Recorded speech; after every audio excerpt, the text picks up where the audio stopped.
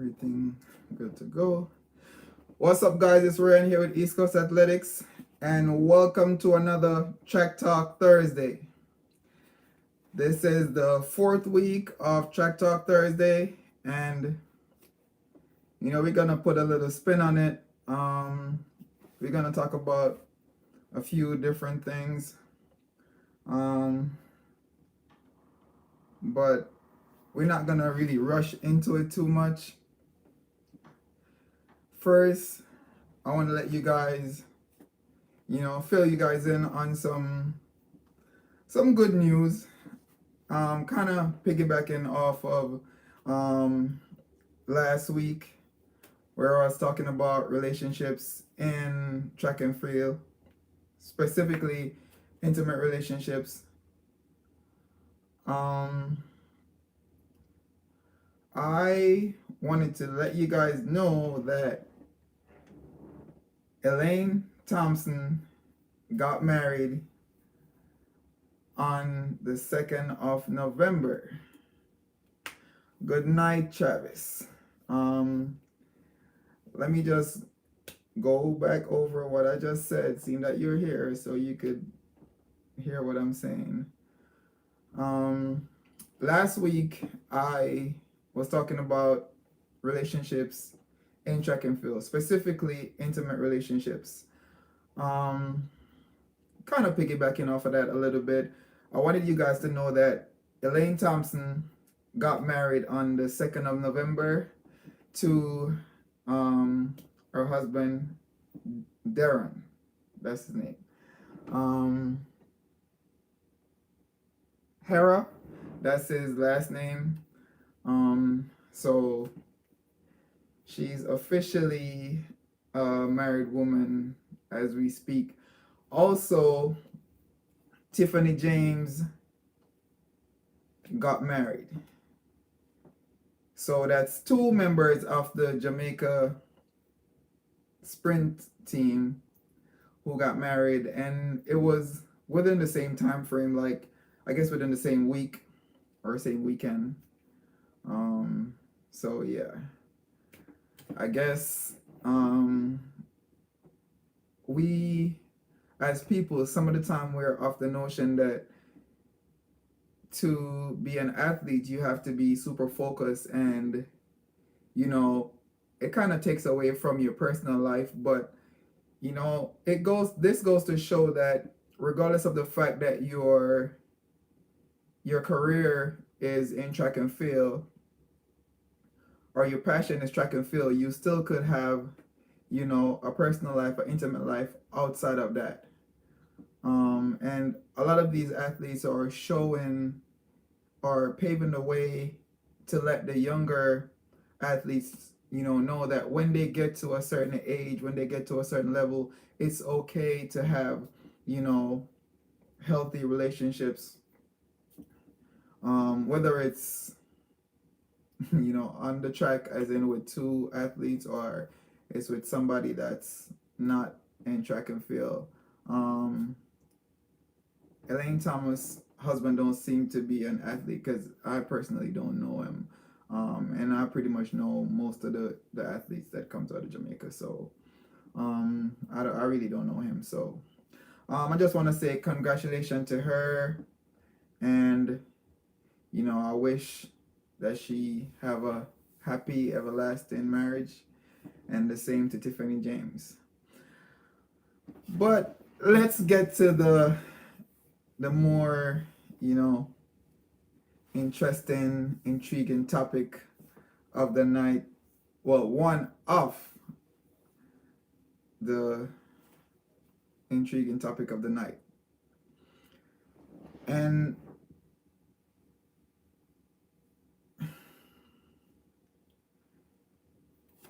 I'm trying to figure out how I should say it. All right. Athletes need to be patient. And that's one of my main topic. Too often, athletes are rushing. They're running from one training program to the next. They're rushing the workout when they're in practice, they're always in a rush pretty much. And from my experience and from my knowledge, that doesn't work. And I want to talk about one athlete in particular, and that's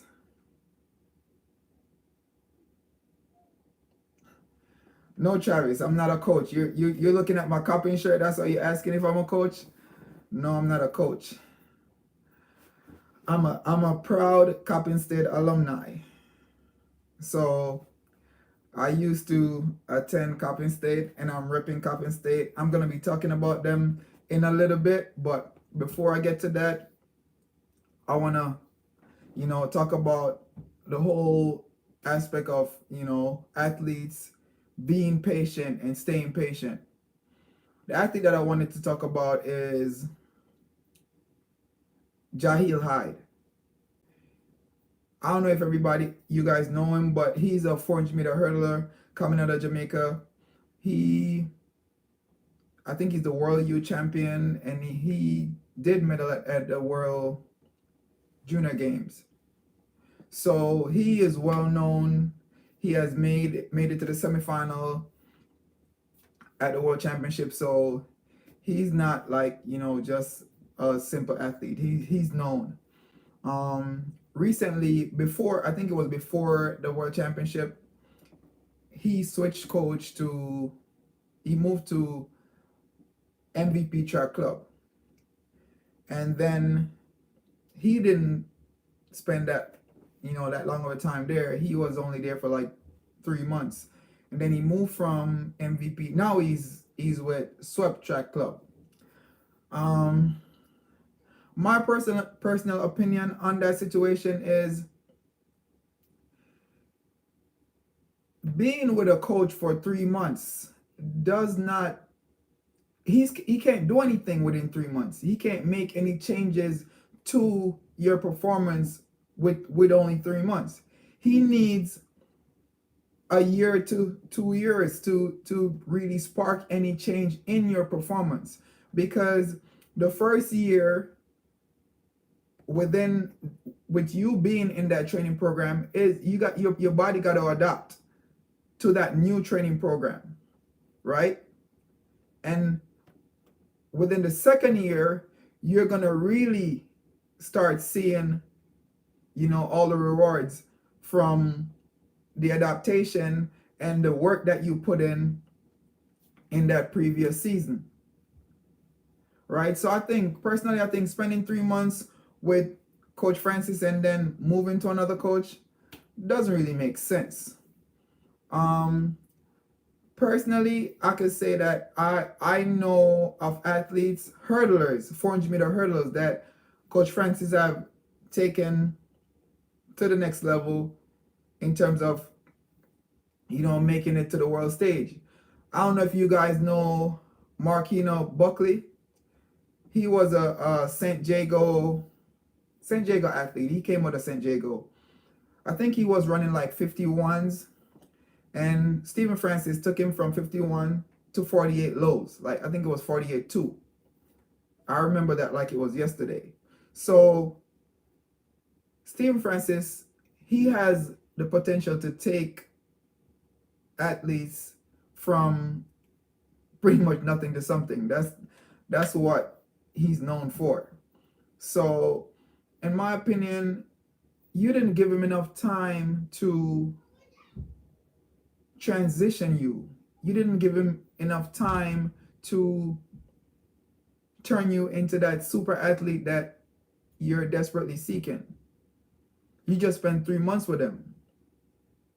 I don't know if it's because you see another athlete, or if you see another athlete in Subtrack Club doing well, in which that did happen. I don't know if that's the reason why he switched, but I mean, in my opinion, that's not a good thing, because moving from camp to camp is not gonna be good at all, because that's you as an athlete wasting time, not being able to cement yourself in one program and develop in the way you're supposed to. Sometimes there's going to be things in a specific training program that you don't like. What's up, Mr. White? I'm just here talking about athletes being patient. Specifically, I was talking about Jail Hyde switching coach to Stephen Francis 3 months before World Championship, and now he's on the move again to another training camp, Swept Track Club. That's the club that I can't remember her name. I should remember her name. I don't know why, but she finished third in the 400-meter hurdles female at the World Championship. So, you know, he's moving to that club, and in my opinion, that's just crazy, because you didn't give Francis enough time to, you know, do anything for you. Yeah, Russ, thank you very much, sir. Russell Clayton. So he didn't give the coach enough time to do anything for him. Hold on 1 second.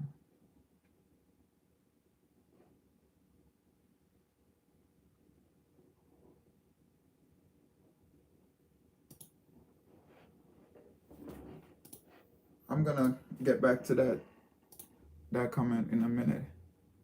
What's your take on the IAF taking certain events out of the Diamond League to make it more exciting and marketable? I mean, at the end of the day, the IAF is gonna do whatever they need to do to, you know, make things better for them. Because at the end of the day, it's about making money as well. So if it is that, you know, that works for them, that's what they're gonna do. So my personal opinion, I think all the athletes need a chance to compete. So taking out some events is gonna have its disadvantage from a track and field standpoint. But when it comes to, you know, money, that's what they're thinking about. But us as individuals, you know, looking in, we're gonna see things from a totally different perspective.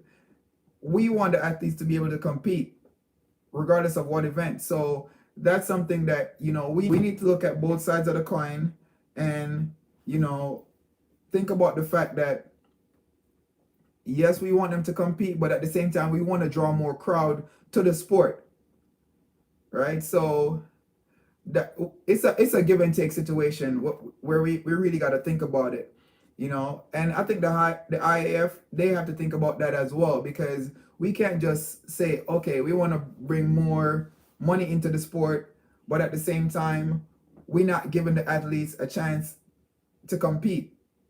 Who are the audience going to watch if we don't have athletes competing? So that's what I'm saying. It's a two-sided thing, you know. So the IAF just got to sit down and, you know, really look into the situation and then, you know, try to assess it from there. That's my opinion on the situation. But yeah, back to that thing that I was talking about with the athletes switching camp. I personally think that he's making a silly mistake by moving from coach to coach. Francis have taken several athletes to the next level. Not one, not two, not three, not four. Several. I can't count here how many athletes he have taken to the next level. So it's clear that he have the potential. So I feel like going to his camp, you got to give him time to develop you as an athlete into the person that you need to be. It doesn't happen overnight. It never happened overnight. It's always hard work. So even if he switched to another camp, he's not gonna just run 46 in one season. It doesn't work like that. You have to put in the work, and it don't matter where you at. It's the work that you put in. And Coach Mills was the one who told me that. He said you could be anywhere with any coach and run fast. It's about your work ethics, the amount of work that you put in as an athlete, and how dedicated you are to running fast. Right? So You know, he could be anywhere. And again, Mr. White said it, being patient. You have to be patient. It doesn't work. It doesn't come overnight. I know of athletes here in that was here in Maryland at Coppin State, and we're getting to that. That's where we're going. We're going to start talking about Coppin State. I know of athlete that was here at Coppin State, right? And he had great potential. When I say great, I'm talking about 20.1 potential, right? But he wasn't patient enough. He didn't believe and trust in the program that he was in, right? And tell you what, because Coppin is not a super big name on the map, he moved to another school, only to see that this little school, Coppin State University, developed his fellow countrymen, right, to run 10.01 and 20.08. This just goes to show that he wasn't being patient enough. All he had to do was be patient. Do the work, trust in the workout.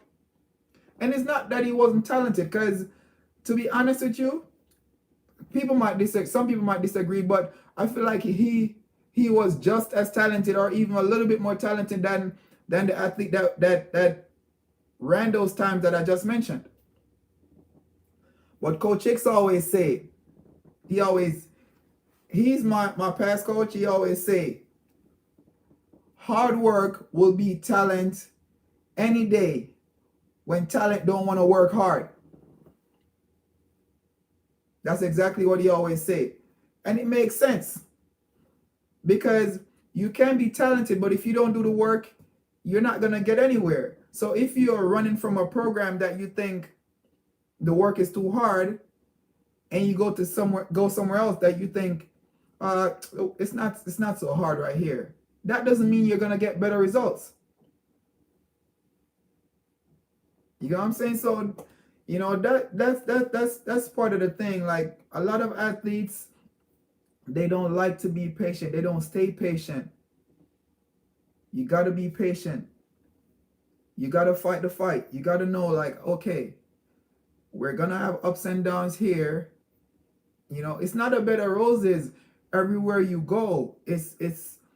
You're going to have obstacles, whichever camp you're in. So jumping from one camp to the next is not going to solve all your problems if it is that you're having problems as an athlete.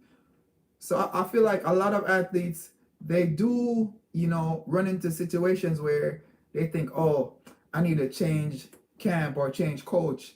That's not going to solve the problem. Sometime you are going to run fast. Uh-oh, guys, my lights just went out. I didn't pay my electric bill. Oh my gosh. But anyways, we still here. Still got some light. But as I was saying, oh, you still can see me? That's perfect. As long as you guys can see me and you can hear me clearly, that's all that matters.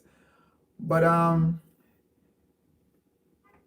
when I've been in 2 camps when I was back home, and I've learned a lot from, you know, both coaches. And the coaches that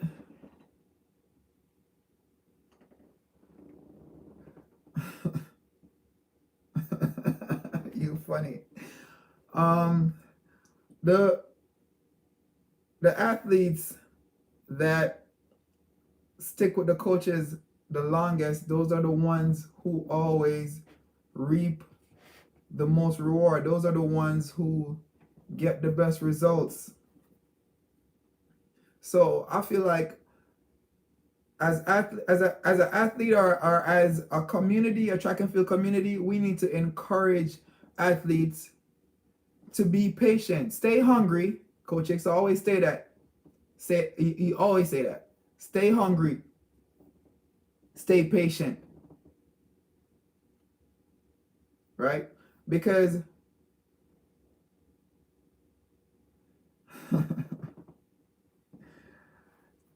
thanks for reminding me, Mr. White.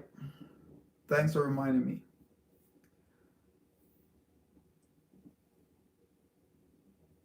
At GC Foster, there's a quarter miler there.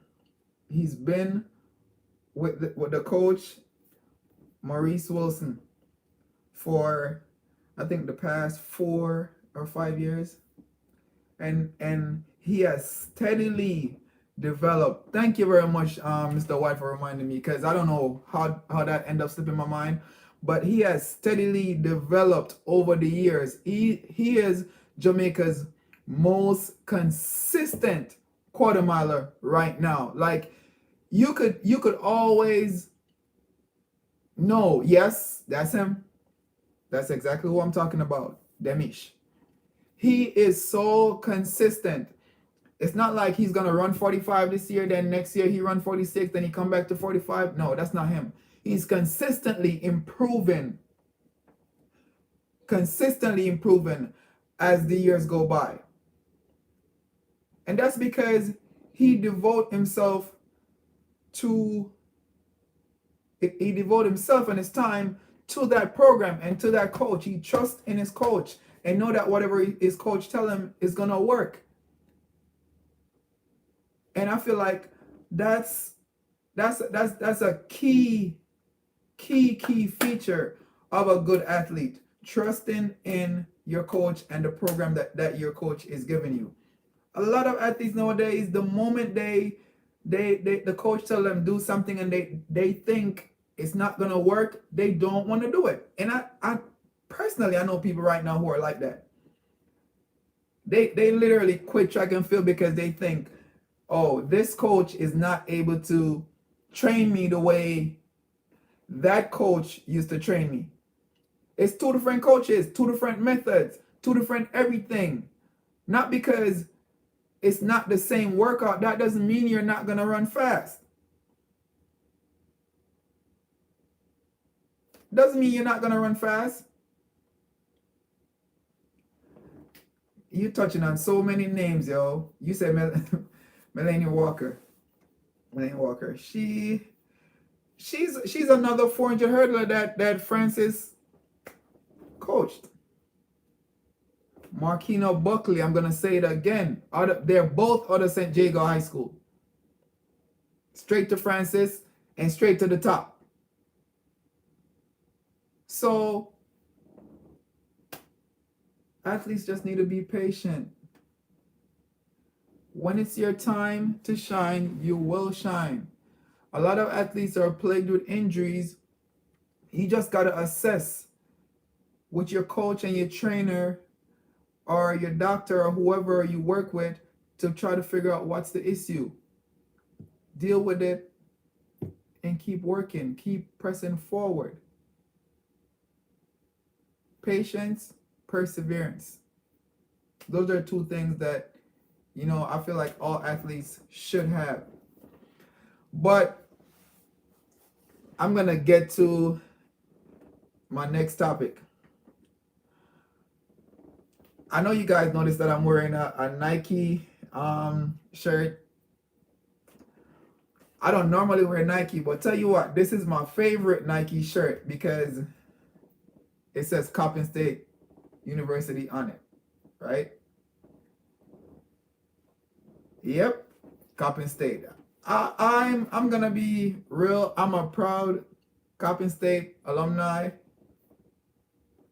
Proud to be, from this university. And tell you what, a lot of just like Jamaica, a very small country on the map, right? But yet still they produce quality athletes, right? They don't have a whole bunch of resources. They might not have all the money and everything, but they're still able to produce quality athletes. That's what Coppin State is in the United States, in my opinion. You might hear about when they talk about D1 schools, they talk about Texas A&M, they talk about LSU, they talk about Florida State, they talk about Florida Gators, they talk about Tennessee, they talk about so many other schools, but you ain't never hear them talk about Coppin State University. Even when they talk about schools in Maryland, they don't talk about Coppin State University. They talk about Towson, they talk about Morgan, they talk about University of Maryland, but they don't talk about Coppin. But tell you what, I'm talking about Coppin because Coppin has been doing great things with a very small budget on the track. And tell you what, I know a lot of athletes in Jamaica, they might see this video, and a few of them have even contacted me in the past asking me my opinion about Coppin State. And I tell them straight up, compared to other schools that really don't focus on education, and they might just be focused on you competing as an athlete, I can assure you that at Coppin State University, you're guaranteed to graduate with your degree. That's a must. I'm sure of that.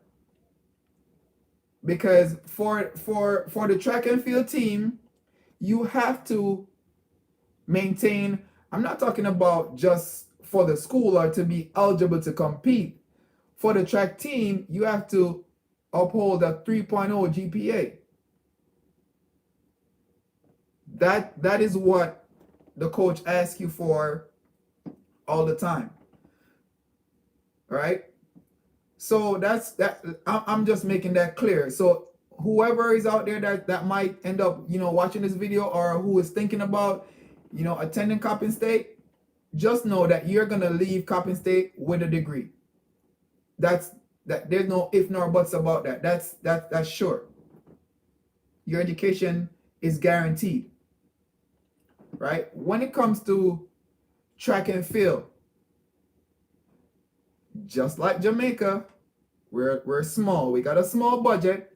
I'm gonna say we because technically I'm a part of the family. My degree, I have two. I have a master's and I have a bachelor's. My bachelor's is in social science. My master's is in rehabilitation counseling. So when we get on track, talking about running wise, we have not even two. We have three good coach, and that's Coach L, Coach X, and Coach Spice. Right? And tell you what,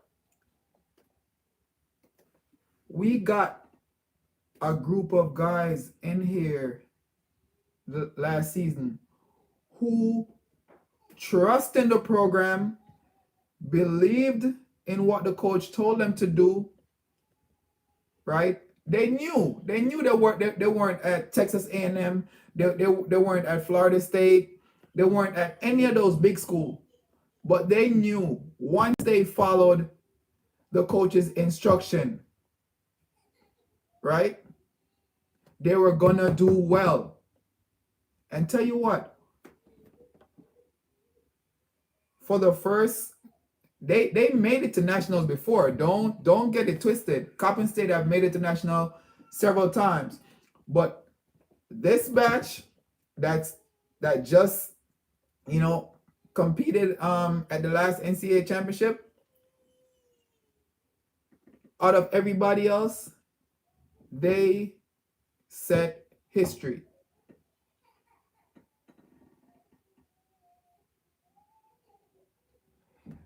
I'm not gonna touch on that topic on this channel. I'm sorry.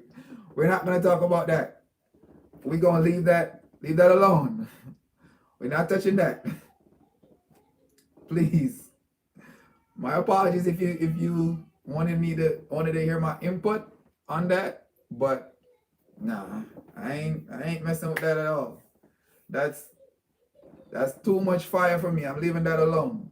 Let somebody else take care of that. Let me talk about my big little school that I have right here, Coppin State University. As I was saying, these guys, they made it to nationals. 4x1, 4x4, 100 and 200. And if they weren't plagued by injuries, they would have made it 400 too. Right? So we got good coaches over here. And for those who don't know the athletes that are here, I'm just going to name one of them for you right now. Joseph Amoa, Ghana fastest man. 10.01 in the 100 and 20.08 in the 200. 4x1 team All-American, 4x4 team All-American. So we have good coaches, and I think that's where everything starts from. Having good coaches, and that's something that we have. But the one thing that I'm gonna be honest, that we don't have a big budget like a Texas A&M or a LSU or one of those schools. However, we do well with what we have, just like Jamaica. We're still able to deliver just like Jamaica. And tell you what, I really think that other athletes out there, they're seeing that, okay, I don't need to be at a big school to perform really well. Coppin State is doing that. Yep, that's Coppin State. That's my school. They're showing you guys that you don't have to have a big budget. You don't have to have a big team. You don't have to be a super big school to perform really well, to let everybody know that this little school is doing great things. Because tell you what, before, I would say maybe 10, 15 years ago, maybe people knew about Coppin, but right now they know. Once they step on the track with any Coppin athlete, yeah, they're in the lion's den. So they got to be careful. So again, I thought Coach L would have been here, or Coach X, because they were supposed to tune in, but they're too busy coaches. So they weren't able to tune in. But just want to big them up on that note. Coach X, Coach Spice, Coach L, they're the ones who are really keeping Coppin State, afloat, seeing to it that things go the way it is supposed to. And trust me, they are dedicated coaches, because I personally think if it was some other coach, in their position, they wouldn't have done half the things that, or accomplished half the things that they have accomplished with the little that they have, the little resources that they have, and being able to manage the athletes in the way they do, so I'm gonna give a big thumbs up to them for that, because they're doing a splendid job over there at Coppin. And if any one of you guys out there who are watching my video, want to check Coppin State out, you're free to, leave a comment below. I'll definitely get back to you, fill you in on, you know, everything. Also, um, you'll definitely be hearing more about Coppin as the season go by, because I definitely monitor them, you know, throughout the season. So not trying to make this video like super long or anything, talking about Coppin State, but yeah, I gotta talk about them. They're my school. So guys, if you like this video or if you like what I'm doing, leave a big thumbs up. If you haven't already subscribed to the channel, feel free to do so.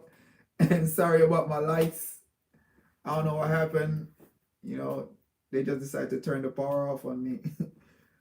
Just like that. But yeah. Subscribe if you haven't. Until next week, guys. It's Ryan here with East Coast Athletics. Track Talk Thursday. Peace.